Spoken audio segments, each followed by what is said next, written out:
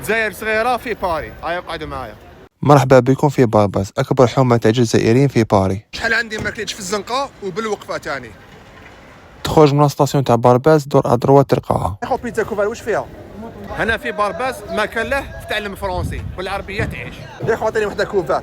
درت شوية أنا ان بو بارتو هنايا في باري، مازال ما شفتش لا بوليس كيما اللي شتا هنا في بارباس. شكون يعرف علاش هاد الاعداد الكبيره كامل؟ كاين بلاصة كيما هادية في الانجليز اسمها فانسبيري بارك، بصح لهنايا شغل كثر من فانسبيري بارك، واحد 10 خطرات ولا كثر.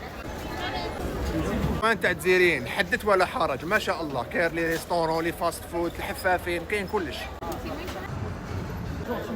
حاجه مليحه لهنايا هي تشم ريحه البلاد. الماكله الله يبارك كامل يبيعوا مليح وبنين. هذا اللي على الريحه حبيبي، الريحه. شوف الله يبارك، شوف قرمش. راني نسين نتخيل الاجواء في رمضان هنا كيفاش يا بابا بابا بابا الشربات. هنايا رانا في مارشي تاع بارباس، مش تحوس تلقى كاين كلش من الماكله اللي بيل، كاين كلش. الناس اللي هنا اللي عنده حاجه يجي يبيعها، كيما هذا جاب سلعه وجاي يبيع.